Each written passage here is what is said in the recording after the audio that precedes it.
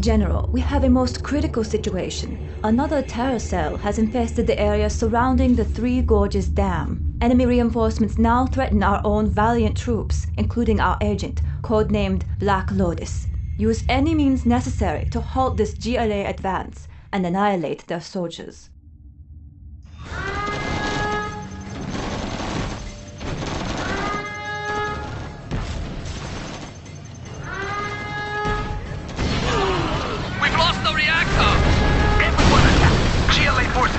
The base. They will pay for this! All forces, regroup at the command The base center. is lost. All forces retreat to the dam. I have a plan.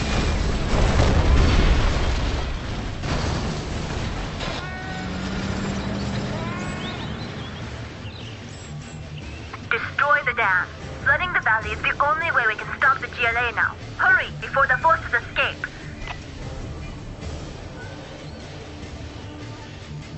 Enemy tanks out there? Welcome back, General. Yes, General. Let's build. Well, it seems that the Chinese still haven't really been able to stabilize the situation. So here we are destroying infrastructure to prevent any further spread. I'm not quite sure how flame tanks work specifically for this, but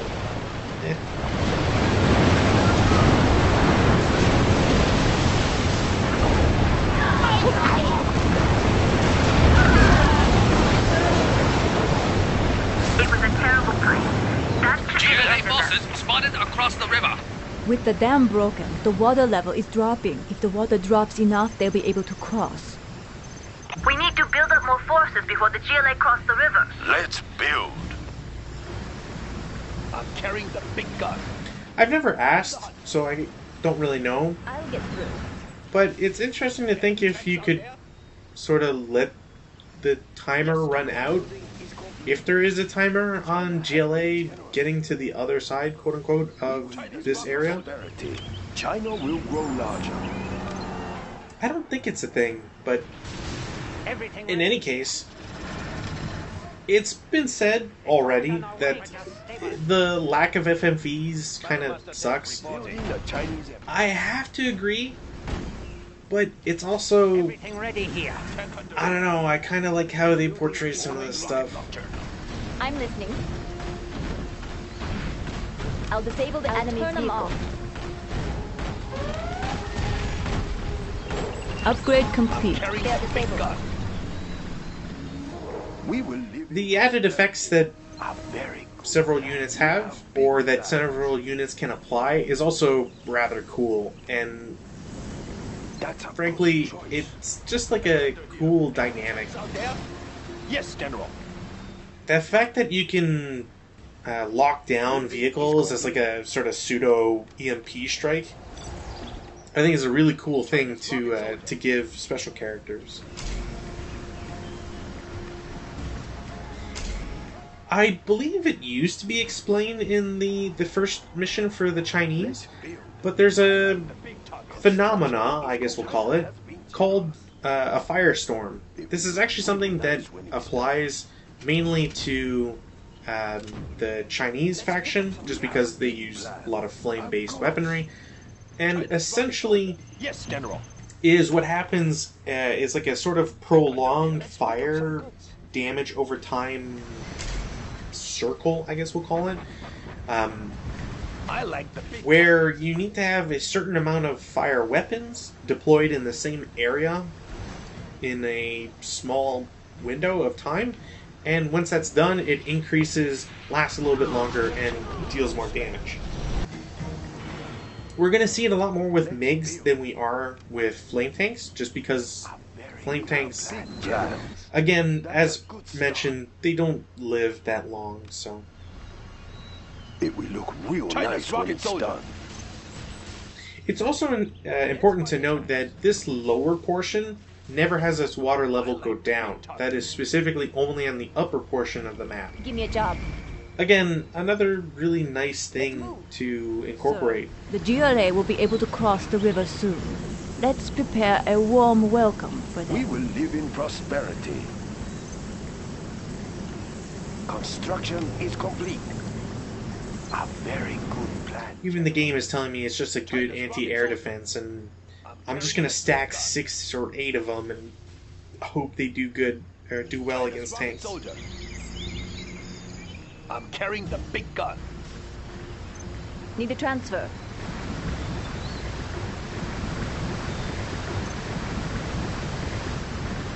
Build orders complete, sir. If you're curious, this level was one of those showcase levels where they really wanted to demo it and show just how cool it was that a dam blew up and it killed a bunch of terrorists down the river and so on. It will look. I can't really blame them. It's a nice piece of tech. Has dropped. The GRA are crossing We the have river. big plans.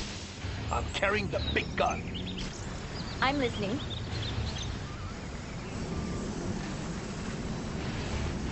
Building is complete. Unit lost.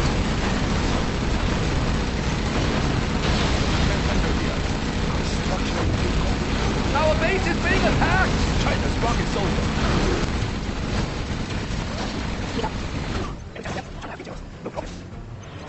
This is also one of the reasons why people don't usually play on harder difficulties in this game. There's a lot of differences from hard or brutal, I guess, than you would probably see on normal. I don't recall units, especially at this point in the campaign, having their special weaponry available. In this case, I believe they're Rhino tanks. I always forget their name. Have a added missile. I'm pretty sure you wouldn't normally encounter it at this point in the campaign.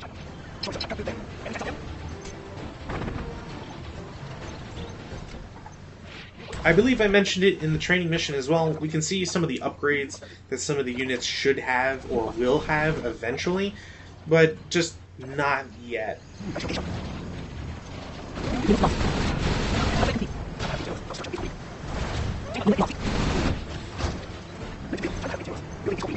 Another thing that I haven't touched on yet is the fact that buildings don't have a repair thing. Like, there's no option for it anymore.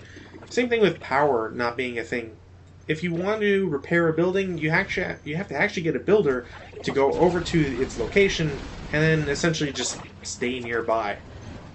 This is generally an automatic process, so you don't have to touch it yourself, but you do have to be careful that, like in my case, on several occasions, if you do have a builder who's trying to build something, they will very happily stay near that thing until it's done building. And then they kind of retreat a little bit, but still stay in the vicinity. It makes it just a difficult proposal to employ them properly, because you tend to lose builders a lot faster in those situations. Unit lost. Oh, also, if just having vehicles with their added abilities, like with the Scorpion tanks, that's what they are. I don't know why I call them Rhino tanks. The Scorpion tanks have their added missiles, etc.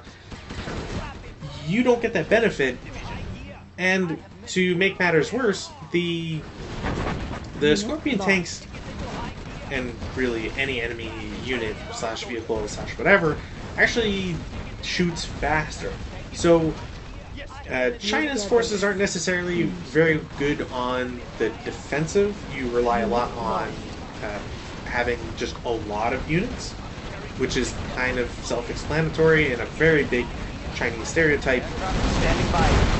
But the problem ends up being that because you have to use a lot of units, and without it you don't get the like propaganda bonus of having so many units, you run into a lot of problems where in a fight like this, despite having a hell of a lot of units, I just get crushed because, well, my units don't have the upgrades, or at least not having upgrades comparable to the GLA forces, and I don't have enough special abilities or anything to really be able to put up a fight.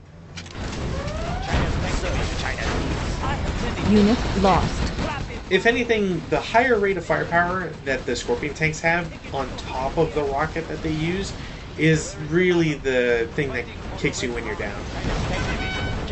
We'll see it a few times later in this campaign and other campaigns as well, of units that just are really effective, more so than they probably should. I have many bullets spare. Need a bullet barrage. Gun barrel spending. This is probably also a good time to start talking about unit veterancy. We've seen veterancy before. It's not an unknown concept to the Command & Conquer series, but there are 3 layers of it, or levels of it, and each of those levels brings a higher reward to said unit. Ready for action. Serving China's needs. It's honestly really nice to have such upgrades, just because it makes keeping units alive even more important than they might have been in previous games. But it also means that losing them can be quite devastating, especially when you come across a force that has just as many upgraded or experienced units. Oil. China's Air Force. We have exhausted the supply. We will defend this airspace. Bullet barrage. Gatling tank, ready for action.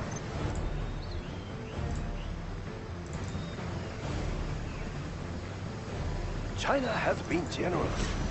Gun barrel spinning. Spin them Let's get out there. Of course. Unload. Gun barrel spinning. Need a bullet barrage. Looking at the game manual, the 3 levels that we will generally see for unit veterancy are Veteran, Elite, and Heroic. Now, veteran units, aka having a single bar or chevron, according to the manual, fire faster and do more damage. If it's an elite unit, aka 2 chevrons or 2 bars, the unit fires faster and does more damage and automatically heals itself. A heroic unit, aka 3 chevrons or 3 bars, not only fires faster, does more damage, and automatically heals, but it also fires red tracers. I'm pretty sure the red tracers isn't like an additional bonus or anything. It's sort of just to differentiate a little bit faster which units are more deadly. So if you were to ever encounter one in online play or in skirmish, it might be one that you want to prioritize just a little bit more versus other units on the battlefield.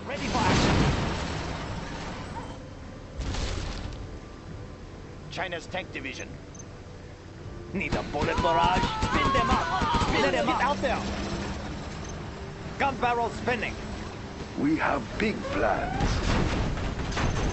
Unit lost. China's tank division. Need a bullet barrage. Again, if I was being smart about it, I'd probably have a few tank hunters in bunkers all over the place. Need a bullet barrage. You can't really have tank destroyers just kind of out and about either, mainly because the rocket that the Scorpion tanks employ does a lot of damage right away, and because of it, you can generally expect to lose at least one tank rocket soldier every time they take a hit from a Scorpion tank rocket. Serving China's needs. Attack! China's tank. Where is the fighting for the Red Army? China's needs. I'm also kind of in a pinch for funds. Like I have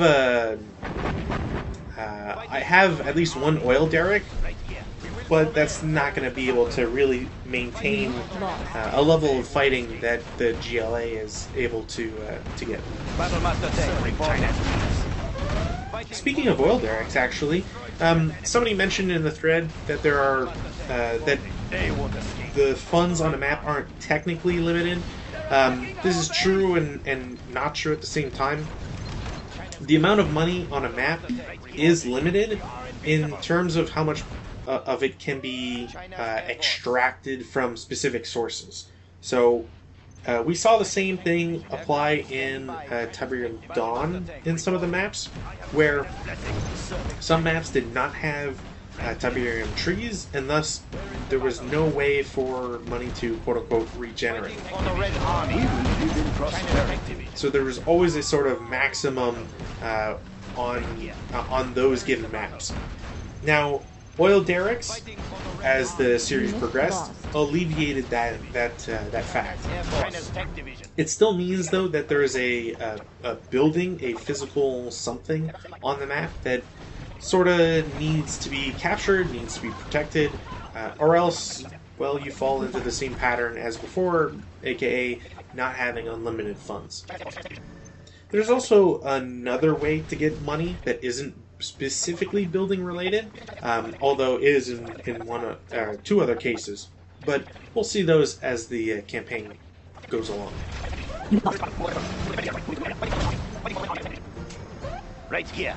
Where is the battle? Move order confirmed. We defend China's airspace. I showed it off, but I didn't talk about it as well in the first Chinese mission. The fact that you can sell a building is something that cannot be reversed. It's a little unfortunate that the animation takes so long, because I don't believe you get your money until the entire animation has played. Similar to some of the other titles in Command & Conquer series, it just kind of sucks when you're trying to sell a building, but you don't get the funds because it's currently under attack by certain units.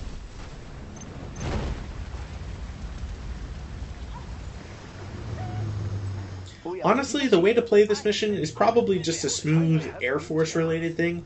Build a lot of defenses so that Scorpion tanks can never get through your defensive line, and then just continuously send your MiGs from 2 different airfields instead of 1 like I'm doing, and blaster the entire place over and over and over again. I don't believe that the AI will rebuild on this map, so you're kind of... It's a easier victory than the slog that I've put myself through. Serving China's needs. Carrying out orders. We are victorious. Fighting for the Red Army.